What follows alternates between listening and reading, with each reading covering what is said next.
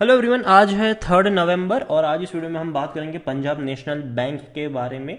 41 rupees पर यह share आ चुका है और अगर आप चैनल को रेगुलर फॉलो करते हो तो पिछले एक हफ्ते से पंजाब नेशनल बैंक के ऊपर मेरी कमेंट्री है और मैंने कहा भी था कि 45 रुपये से ऊपर ये जाएगा तो बिकवाली के मौके बनेंगे और 40 रुपये तक ये दोबारा लौट के आएगा। अगर आप रेगुलर चैनल को फॉलो करते हो तो ये 46 रुपीज़ का लेवल मैंने कहा था कि यहाँ पर कभी भी एंट्री नहीं लेनी चाहिए। टूट कर ये 40 रुपए के आसपास जरूर जाएगा। 40 के नीचे मौके बनेंगे। वीडियो में अब हम डिस्कस करेंगे कि अब यहाँ पर मौके बन रहे हैं कि नहीं। तो वीडियो को शुरू करूँ उससे पहले अगर आपने अभी तक चैनल को सब्सक्राइब नहीं किया है तो प्लीज अभी इसे सब्सक्राइब कर लीजिए, क्योंकि आगे भी बहुत सारे वीडियोस हैं वो काफी ज्यादा हेल्प करेंगे। तो पंजाब नेशनल बैंक 41 रुपीज़ का शेयर, एक महीने में 2% का ग्रोथ, तेजी आई जरूर थी लेकिन वो एक शॉर्ट टर्म की रैली थी, वापस टूट गया। एक साल की अगर हम बात करें तो पिछले एक साल में पंजाब नेशनल बैंक के शेयर में देखा जाए तो 49% का ग्रोथ है। और एक चीज कॉमन है, देखो मैंने क्यों कहा था इससे पहले भी कि 45 का जो लेवल है वो डेफिनेटली एक प्रॉफिट बुकिंग का लेवल है और वहां से ये हर बार टूटा है। तो कोई नई बात नहीं थी कि इस बार भी ये टूटेगा। और जो खरीदारी का जो लेवल है वो एक्चुअल में देखा जाए तो 35 रुपए के आसपास है। लेकिन अगर आप चाहे तो 40 रुपए और 35 रुपए के जो बीच का लेवल है वो आप चुन सकते हैं बाइंग के लिए। लेकिन उसके बाद फिर ज्यादा लालच नहीं करनी, क्योंकि होता क्या है कि जब शेयर हम खरीदते हैं 35 रुपए के आसपास और जब वो 45 पे पहुंचता है तो हमारी जो लालच वो बढ़ जाती है। हम सोचे कि नहीं अभी 50 पे जाएगा तब मैं बेचूंगा। तो देखो ऐसा नहीं करना चाहिए यहाँ पर, क्योंकि लॉन्ग टर्म का भी अगर हम इसका ग्राफ देंगे कि पंजाब नेशनल बैंक का, तो रिटर्न यहाँ पर मिला नहीं है लोगों को, गिरावट ही है, अभी भी ये उभर नहीं पाया है। हालांकि पिछले 1.5 साल में इस बैंक ने बहुत ही अच्छा परफॉर्म किया है। पिछले साल जो था 2021 का जो फाइनेंशियल ईयर था उसमें ऑन एन एवरेज इसने हर क्वार्टर में 500 करोड़ का मुनाफा कमाया है, पूरे साल में 2000 करोड़ से भी ज्यादा का प्रॉफिट कमाया है। 2022 का जो दो फाइनेंशियल ईयर रहा Q1 और Q2 उसमें 1000 करोड़ से भी ज्यादा का प्रॉफिट हर क्वार्टर में है। ऑलरेडी 2000 करोड़ से ज्यादा का प्रॉफिट ये कमा चुके हैं, लेकिन उसके बावजूद वो शेयर प्राइस में रिफ्लेक्ट नहीं हो रहा है। और यही वजह है कि शेयर हर बार उठता है और हर बार टूटता है। यहां पर देखा जाए तो लार्ज कैप शेयर है, 47,000 करोड़ के आसपास का इसका मार्केट कैप है। वॉल्यूम भी 6 करोड़ 6.5 करोड़ के आसपास के देखने को मिले हैं। बड़ी क्वांटिटी में खरीदारी यहां पर हो रही है, बिकवाली भी हो रही है। प्रमोटर के पास 73.15% की होल्डिंग है, 2.21% की होल्डिंग एफआईएल के पास है, 2.45 म्यूचुअल फंड और 8.70% इंश्योरेंस कंपनी के पास देखने को मिल रहे हैं। एलआईसी के पास भी यहां पर 8.34% की होल्डिंग है। पीएनबी की मैं बात करूं, पंजाब नेशनल बैंक की अगर हम बात करने जाए तो भैया according to Moneycontrol user सिर्फ 2% लोग ही है जो बेचने की बात कर रहे हैं। अगेन अब उस लेवल पर पहुंच चुका है कि अगर आपकी 45-46 की बाइंग है तो भैया बेचने का कोई मतलब नहीं बनता है। तो पहली चीज ये बता दूं कि अब मैं बेचने की बात यहां पर नहीं करूंगा, ठीक है। 98% लोगों का पॉजिटिव रवैया यहां पर जरूर है। रेवेन्यू में बढ़िया उछाल आया है। देखिए 2021 का फाइनेंशियल ईयर इनके लिए बहुत ही शानदार रहा और 2022 इनके लिए और शानदार रहने वाला है, ये अभी से लिख के ले लीजिए। लेकिन प्रॉफिट के मामले में, रेवेन्यू के मामले में, शेयर प्राइस के मामले में अभी भी कहा नहीं जा सकता।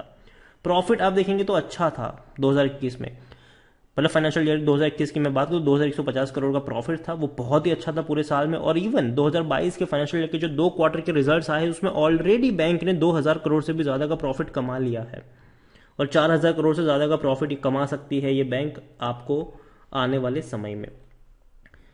पी रेशियो देखे तो 18 का है, जो कि कम है सेक्टर पी 29 के मुकाबले, जो कि बहुत अच्छी बात है। सस्ते वैल्यूएशन के ऊपर शेयर ट्रेड कर रहा है, करंट प्राइस की कम है इसकी इंस्ट्रिक वैल्यू से। खरीदने का सही मौका है क्योंकि शेयर ओवरबॉट जोन में नहीं है, कोई भी रेड फ्लैग नजर नहीं आ रहा है। और देखिए पंजाब नेशनल बैंक मेरे हिसाब से अगर नीचे के लेवल पर मिलता है तो खरीदारी के मौके इसीलिए भी बनेंगे क्योंकि पहली चीज तो ये कि ये बैंक कभी बर्बाद नहीं होगा।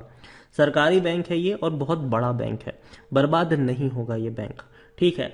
लेकिन हमेशा इस चीज को याद रखिए कि ये ऐसा बैंक भी नहीं है कि आप यहां पर ये मान के चले कि भैया 10 साल के लिए मैं यहां पर निवेश करके बैठा रहूंगा, मेरा पैसा बहुत ज्यादा बढ़ जाएगा। तो ऐसा नहीं होने वाला है यहां पर। पंजाब नेशनल बैंक में खरीदारी के मौके 35 से 40 के बीच में बनेंगे और अगर शेयर आपको 45 के आसपास नजर आए तो भैया वो प्रॉफिट बुकिंग का लेवल होगा, तो वहां पर आपको बेचना है ना कि आपको खरीदना है। तो इस चीज़ को याद रखिए।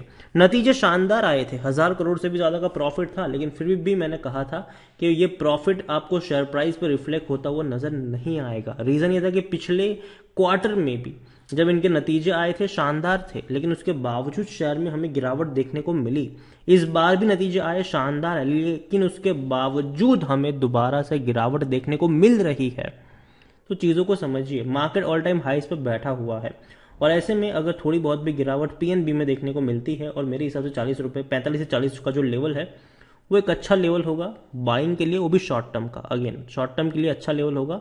और पर शेयर अगर आपको 5-6 रुपये का प्रॉफिट हो जाता है तो मेरे हिसाब से प्रॉफिट को एक बार के लिए इनकैश कर लेना चाहिए। यहाँ पर ये नहीं मानना चाहिए कि नहीं अब मैं 50 पे बेचूंगा, 55 पे बेचूंगा, 60 पे बेचूंगा, क्योंकि देखो फ्यूचर में वो टारगेट भी पहुंच सकते हैं, ठीक है, क्योंकि बैंक का परफॉर्मेंस इंप्रूव हो रहा है। लेकिन उससे पहले कई बार इस तरीके का झटका भी इस बैंक को महसूस होगा, तो उस चीज़ को भी यहाँ पर याद रखिए। पंजाब नेशनल बैंक फंडामेंटली उतना स्ट्रांग तो नहीं कह सकते आप इसको, क्योंकि देखिए बहुत ज़्यादा डाइल्यूट हो चुका है ये। और सबसे बड़ी दिक्कत इस बैंक के साथ ये है कि सरकार बहुत सारी बैंकों को प्राइवेटाइज करने की कोशिश कर रही है। जो हो जा रही है वो उनको तो कर देंगे, लेकिन जो ऐसी बैंक है कि जो भैया बहुत ही क्रैश, मतलब ट्रैश मान के चलो आप उसको, कि वो उतनी अच्छी बैंक नहीं है, छोटी बैंक, अच्छी बैंक नहीं है, तो सरकार क्या करती है भैया उसको मर्ज कर देती है। मर्ज किन के साथ करेगी? पीएनबी के साथ करती है, बैंक ऑफ बड़ौदा के साथ करती है। तो ये दिक्कत है इन बैंक, क्योंकि भैया कोई बुरी बैंक इनके साथ अगर मर्ज हो जाती है तो कहीं ना कहीं इनको इसका भी खामियाजा भुगतना पड़ता है। तो वो सारी चीज़ें भी यहाँ पर इंक्लूड है। हालांकि उम्मीद करते हैं कि आने वाले समय में पीएनबी दोबारा एक अच्छी पोजीशन पे पहुंचे, लेकिन जब से नीरव मोदी वाला कांड हुआ है इस बैंक की भैया जो इज्जत है वो मिट्टी में मिल चुकी है। लेकिन फिर भी पिछले 1.5 साल से इस बैंक के परफॉर्मेंस में डेफिनेटली इम्प्रूवमेंट आया ज़रूर है। प्रॉफिट कमा रही है ये बैंक, जो कि बहुत अच्छी बात है, लेकिन फिर भी वो प्रॉफिट का असर शेयर प्राइस पे देखने को नहीं मिल रहा है। तो अग्रेसिवली पीएनबी में बेट मेरे हिसाब से नहीं करनी चाहिए। खरीदने के मौके ज़रूर आपको यहाँ पर मिलेंगे, लेकिन मेरे हिसाब से जो मौके बनेंगे वो 35 रुपये से 40 रुपये के बीच में होंगे। 40 से ऊपर खरीदने की सलाह मेरी नहीं रहेगी, लेकिन 40 के लेकिन आपकी बाइंग अगर 45 रुपये की हो, उससे ऊपर की हो, तो इस लेवल पर बेचने की भी सलाह मैं नहीं दे रहा हूँ 41 रुपीज़ के। लेकिन नीचे जाता है तो थोड़ी सी आप एवरेज कर सकते हो, 35 के आसपास अगर पहुँचता है तो आप एवरेज कर सकते हो उस लेवल के आसपास। लेकिन उसके बाद जब दोबारा तेज़ी आएगी तो भैया ज़्यादा उस वक्त लालच मत करना, उस वक्त जो मिलता है वो ले लेना 45 रुपये के लेवल के आसपास। और अगर ये लालच करने के कि 50 पे बेचूंगा, 55 पे बेचूंगा, तो दोबारा ये नीचे की तरफ टूटेगा। हर बार एक बड़ा रेजिस्टेंस जो है वो इस लेवल के आसपास बैठा हुआ है, तो उस चीज़ को याद रखिए। पंजाब नेशनल बैंक उम्मीद करते हैं कि तेज़ी आए यहाँ पर, हालांकि थोड़ी सी गिरावट है, और खास करके दिवाली के बाद थोड़ी और गिरावट गहरा सकती है, मार्केट में गहरा सकती है। तो पीएनबी में भी थोड़ी बहुत गिरावट आपको देखने को मिल सकती है। वीडियो को यहीं पे एंड करूंगा। पसंद आया हो तो लाइक करो, शेयर करो, चैनल पर अगर पहली बार आए तो प्लीज़ सब्सक्राइब करो। पीएनबी के बारे में आप क्या सोचते हैं वो भी आप मुझे कमेंट में लिख के बता सकते हैं। Thank you.